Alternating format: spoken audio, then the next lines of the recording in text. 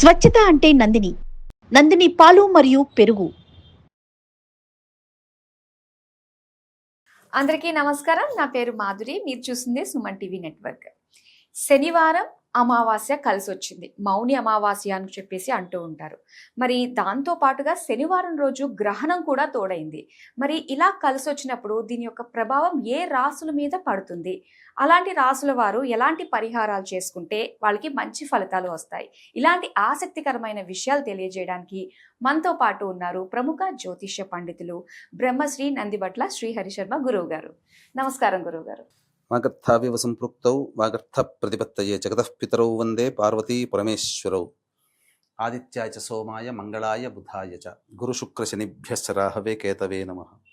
శృంగేరి జగద్గురు పీఠాధిపతులకి, కంచి పీఠాధిపతులకి నమస్కారములు తెలియజేసుకుంటూ కార్యక్రమాన్ని ప్రారంభిద్దాం. గురుగారు, అలాగే శనివారం అమావాస్య చాలా అరుదైన రోజు అని చెప్పేసి అంటూ ఉన్నారు. దాంతో పాటు గ్రహణం కూడా తోడైందండి. దీని ప్రభావం ఏ రాసుల మీద ఉండబోతుంది అంటారు? మనకు పాల్గొన మాసంలో ఆఖరి రోజు 30వ తారీఖు రోజున ఉగాది ప్రారంభమవుతుంది. కానీ ఈ ఆఖరి రోజునే అమెరికా, కెనడా, మెక్సికో లాంటి కొన్ని నగరాల్లో, అమెరికాలో కొన్ని నగరాల్లో, ముఖ్యంగా న్యూజెర్సీ, న్యూయార్క్ వంటి నగరాల్లో ఈ యొక్క గ్రహణం అనేటువంటిది ఏర్పడబోతుంది. కాబట్టి మన కాలమానాన్ని కనుక పరిశీలన చేసుకుంటే ఉదయం 10:30 నుంచి మధ్యాహ్నం 2:30 గంటల వరకు కూడా ఆ సమయం సరిపోతుంది. కాబట్టి అయితే చాలామంది వీక్షించేటువంటి ప్రేక్షకులు ఏంటంటే ఇప్పుడు కూడా గ్రహణం మనకి ఏమైనా ఎఫెక్ట్ ఉందేమో భారతదేశంలో అని అంటుంటారు. కానీ భారతదేశంలో ఆ గ్రహణం ఎఫెక్ట్ లేదు. గ్రహణము కనిపించదు. కనిపించినటువంటి గ్రహణానికి పట్టు విడుపు స్నానాలు, ఇల్లు కడుక్కోవడాలు అలాంటివి ఏమీ చేయాల్సినటువంటి పని లేదు. కానీ ఈ ఎఫెక్ట్ గ్రహణం అంటే సూర్యుడు, చంద్రుడు ప్రపంచానికి, విశ్వానికి ఒక్కడే కదా మనకు ఈ యొక్క భూభాగానికి. కాబట్టి గ్రహణం ఆ యొక్క సూర్యచంద్రులకు అవుతున్నప్పుడు ఆ ఏ నక్షత్రము, ఏ రాశులలో గ్రహణం పడుతుందో వాటికి సంబంధించినటువంటి బేస్ చేసుకొని కొన్ని రాశులలో జన్మించినటువంటి వారికి మాత్రం గ్రహణ ప్రభావం ఎఫెక్ట్ అనేటువంటిది కొంచెం ఉంటుంది. పైగా మీరు ఒకటి గమనించారో లేదో, శని కూడా 29వ తారీఖు రాత్రి 10:32 కుంభరాశి నుంచి మీనరాశిలోకి ప్రవేశం చేస్తున్నాడు. అంటే ఏమవుతుంది అప్పుడు, ఈ 29వ తారీఖు రోజున చాలా కొన్ని అలభ్యమైనటువంటి యోగాలు పట్టబోతున్నాయి. షట్ గ్రహ యోగము, 6 గ్రహాలు కలవబోతున్నాయి ఒకే రాశిలో. శనివారము అమావాస్య, మౌని అమావాస్య అని అంటుంటారు. అద్భుతమైనటువంటి అలభ్య పుణ్యతిథులు. ఇట్లాంటి శని అమావాస్యలు సంవత్సరానికి 1, 2 వస్తాయి. ఇక సూర్యగ్రహణం, ఇవన్నీ కూడా అందున శనికి సంబంధించినటువంటి ఉత్తరాభాద్ర నక్షత్రములో ఈ గ్రహణం వస్తున్నటువంటిది. అమావాస్య శనివారము, ఉత్తరాభాద్ర నక్షత్రం శనికి సంబంధించింది. దీన్ని బేస్ చేసుకుంటే మనకు వృషభ రాశికి మరియు తులారాశికి మరియు మకర రాశికి తప్ప మిగతా అన్ని రాశుల్లో జన్మించినటువంటి వారికి ఈ యొక్క ప్రభావము కొంత ఎఫెక్ట్ భవిష్యత్తు వచ్చేటువంటి 2-3 నెలల్లో పట్టబోతుంది. కాబట్టి శనివారం అమావాస్య కలిగినటువంటి రోజున మేష, మిథున, కర్కాటక, సింహ, కన్య, వృశ్చిక, ధనుస్సు, కుంభ, మీన రాశుల్లో జన్మించినటువంటి వారికి మాత్రం ఈ యొక్క ప్రభావం కొంత ఉంటుంది. ఇక్కడ మనం ఎవరిని భయపెట్టడానికి కాదమ్మా, భవిష్యత్తులో జరిగేటువంటి కష్ట నష్టాలు ఉన్నప్పుడు ఆ కష్ట నష్టాలని సూచించడానికే మనకు జ్యోతిష్య శాస్త్రం ఉపయోగపడుతుంది. పైగా ఈ రోజున ఎవరైతే, ఎందుకనంటే శని కూడా మార్పు చెందుతున్నాడు, కుంభరాశి నుంచి మీనరాశికి మారుతున్నాడు కదా. అప్పుడు ఏమవుతుంది, మీనరాశిలో ఉన్నప్పుడు కుంభ, మీన, మేషానికి ఏలిన శని ప్రభావం, మిథున రాశికి కంటక శని ప్రభావము, సింహరాశికి అష్టమ శని ప్రభావము, ధనుస్సు రాశి వారికి అర్ధాష్టమ శని దోష ప్రభావం, కర్కాటక రాశి వారికి మరియు ఈ యొక్క వృశ్చిక రాశి వారికి యోగ శని ప్రభావం ఉంటుంది. అయితే ఇది ఎల్లకాలము సంవత్సరం అంతా ఉంటుందా అంటే, శని మళ్ళీ అక్టోబర్ 10వ తారీఖు రోజున మళ్ళీ కుంభరాశిలోకి వస్తున్నాడు. వచ్చినప్పుడు ఏమవుతుంది, ఇప్పటి వరకు దోషం పోయింది అనుకున్నటువంటి రాశులకి, వృశ్చిక రాశి వారికి అర్ధాష్టమ శని, కర్కాటక రాశి వారికి అష్టమ శని, అలాగే వృషభ రాశి వారికి కంటక శని, మరియు ఈ సంబంధించినటువంటి మకర, కుంభ, మీన రాశుల వారికి ఏలినాటి శని ప్రభావం మళ్ళీ మొదలవుతుంది సెప్టెంబర్ 28 నుంచి వచ్చే సంవత్సరం జనవరి 9 వరకు. కాబట్టి ఈ సంవత్సరం శని మీనరాశిలోకి కొన్ని రోజులు, మళ్ళీ కుంభరాశిలోకి కొన్ని రోజులు ఉండడం వల్ల 12 రాశుల వారికి కూడా ఈ శని ప్రభావం ఉండబోతుంది.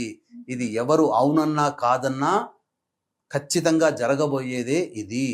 కాబట్టి శని కుంభరాశిలోకి మారినప్పుడు ఈక్వేషన్స్ మారిపోతాయి. మళ్ళీ కొన్ని రాశులకి అర్ధాష్టమ, అష్టమ, ఏలినాటి శని దోషం, మీన రాశిలోకి మారినప్పుడు 29వ తారీఖు రోజున కొన్ని రాశుల వారికి. కాబట్టి ఏతవాత చెప్పొచ్చేది అంటే 12 రాశుల వారికి ఈ ప్రభావం ఉంటుంది. కాబట్టి 12 రాశుల్లో జన్మించినటువంటి వారు కొన్ని పరిహారములు గనక చేసుకుంటే దేవతానుగ్రహం పొందడం చాలా యోగం అని చెప్పవచ్చు. దీనివల్ల వచ్చేటువంటి కష్ట నష్టాలు మనల్ని బాధించకుండా ఉంటాయి.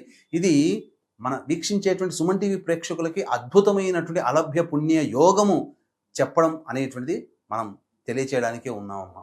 కాబట్టి ఇక్కడ గమనించాల్సినటువంటి అంశం ఏంటంటే ఏ సమస్యకైనా 2 రకాల పరిష్కారాలు ఉంటాయి. ఒకటి దేవతా పరిష్కారం, 2 మానవ పరిష్కారం. దేవతా పరిష్కారంలో భాగంగా, దైవ పరిష్కారంలో భాగంగా బ్రాహ్మణుని ద్వారా చేయించుకునే పరిష్కార మార్గాలు ఒకటి. మానవ పరిష్కారం అంటే మనుష్యులుగా అందరము మనము చేసుకునే పరిష్కారాలు ఉంటాయి. కాబట్టి 2 కూడాను చేసుకోవాల్సింది. అందుకనే ఏం చెప్పాడు గీతలో కృష్ణ భగవానుడు, షడ్భాగంతు మనుష్యాణం సప్తభాగం దైవ చింతనం. 6 భాగాలు నువ్వు కష్టపడు, 7వ భాగం నాకు వదిలే, నేను చూసుకుంటాను. కాబట్టి అక్కడ చెప్పినటువంటిది దేవుణ్ణి వదలొద్దు, మీ ప్రయత్నము మానొద్దు అని చెప్పాడు.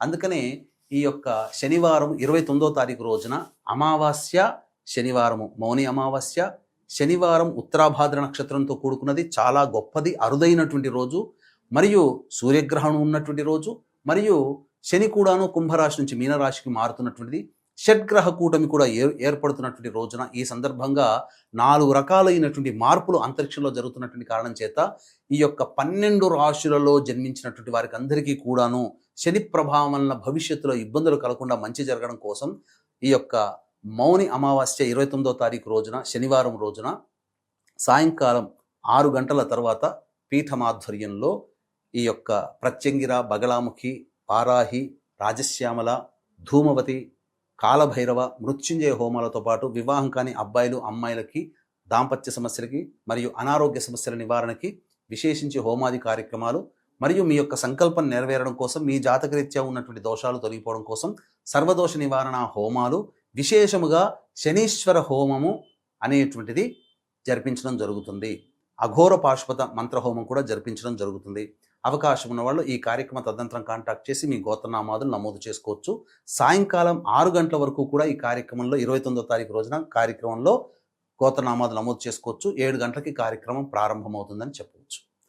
ఇక ఇప్పటి వరకు చెప్పింది దైవ పరిష్కారాలు. మానవ పరిష్కారంలో భాగంగా ఆ యొక్క శనివారం రోజున ఉదయాన్నే కాలకృత్యాదులు తీర్చుకొని దేవాలయానికి చేరుకొని నవగ్రహాల చుట్టూ శివాయ నమః అంటూ 27 ప్రదక్షిణలు చేసి శనీశ్వరుని దగ్గర ఎదురుగుండా నిలబడి ఆ శని భగవానికి నల్లబట్ట కట్టి, నల్ల బట్టని కొద్దిగా మనం కత్తెరతో కట్ చేస్తే ఒత్తిలాగా చేయవచ్చు. దాన్ని చేసి ఆ ఒత్తిని ఇనుప ప్రమిదలో కానీ మట్టి ప్రమిదలో కానీ పెట్టి ఆ ఒత్తి పెట్టి నల్ల నువ్వుల నూనె వేసి దీపారాధన చేసి తైలాభిషేకము శనీశ్వరుడికి ఓం హ్రీం శనైశ్చరాయ నమః అనుకుంటూ అభిషేకం చేసుకోవచ్చు. లేదా బ్రాహ్మణుని పిలిపించైనా అభిషేకం చేసుకోవచ్చు.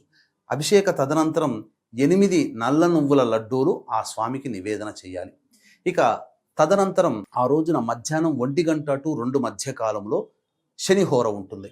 ఈ శనిహోరలో అనాథలకి, వికలాంగులకి మరియు వృద్ధులకి తినే పదార్థాలు పంచిపెట్టాలి. ముఖ్యంగా పారిశుధ్య కార్మికులకి ఏదైనా వంట వండుకోవడానికి సామాన్లు కానీ, కనీసం టీ తాగడానికి ఏదైనా 10 రూపాయలు ఇచ్చైనా కానీ వాళ్ళని సంతోషపెట్టాలి. ఇక ఆ రోజున ఉపవాసం ఉంటే చాలా మంచిది. అమావాస్య రోజు కాబట్టి మాంసాహారం భుజించకూడదు. ఉపవాసం ఉంటే చాలా మంచిది. ఇక ప్రదోషకాల సమయం కనుక 4-4:30 కల్లా మళ్ళీ కాలకృత్యాదులు తీర్చుకొని రావి చెట్టు చుట్టూ శివాయ నమః అంటూ 27 ప్రదక్షిణలు చేసి ఆ యొక్క రావి చెట్టు దగ్గర రాశిగా, అనగా పశ్చిమాభిముఖంగా, అంటే మనము పశ్చిమంగా ఉండాలంటే పడమర వైపు మన ఫేస్ ఉండాలి. ఆ పశ్చిమాభిముఖంగా కూర్చొని ఒక విస్తరాకులో కానీ లేదా రావి ఆకులలో కానీ 3 రావి ఆకులు 4 రావి ఆకులు పరిస్తే కొద్దిగా ఇలా దొంతరలాగా అవుతుంది. దాని మీద ఒక రాశిగా నల్ల నువ్వులు పోసి ఆ నల్ల నువ్వులలో మళ్ళీ నల్ల నువ్వులతో దీపారాధన చేయాలి. ప్రమిదలో కానీ దీపారాధన చేసి వెనక్కి తిరిగి చూడకుండా ఇంటికి వచ్చేసినట్లయితే జాతకరీత్యా ఉన్నటువంటి శని దోషాలు సకలము కూడా తొలగిపోతాయి.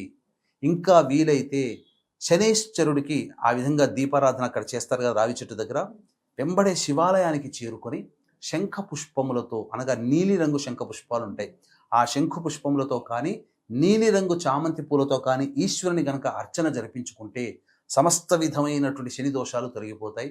ఇంకా అవకాశం గనక ఉంటే అభిషేకం కూడా చేసుకోవచ్చు. నల్ల నువ్వుల నూనెతో ఈశ్వరునికి అభిషేకం చేస్తే సకల దోషాలు, శని దోషాలు ఈ చెప్పబడినటువంటి 12 రాశుల వారికి తొలగిపోతాయి. దీని ప్రభావము నేను మాటల్లో చెప్పడం కంటే ఇవి చేసిన తర్వాత భవిష్యత్తులో కొన్ని కష్టాలు వస్తాయి. ఖచ్చితంగా ఏ మానవుడికైనా, మీకైనా, నాకైనా తప్పదు.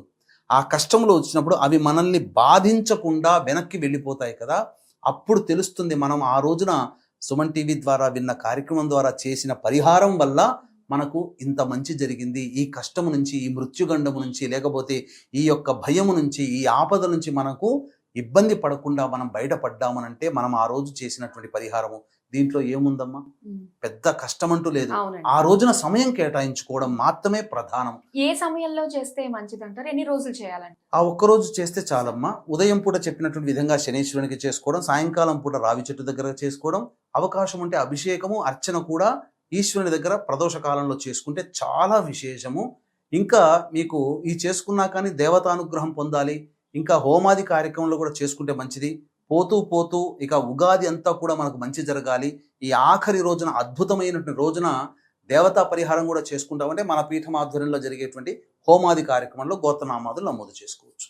ఓకే గురుగారు, ఒక్కసారి మనం చేసుకుంటే మనకు వచ్చే సమస్యలు అన్నిటి నుంచి కూడా మనం తేలిగ్గా బయటపడొచ్చు అని చెప్పేసి చక్కటి పరిహారం మా అందరికీ తెలియజేసినందుకు ధన్యవాదాలు. సర్వం శ్రీ ఉమామహేశ్వర పరబ్రహ్మార్పణమస్తు.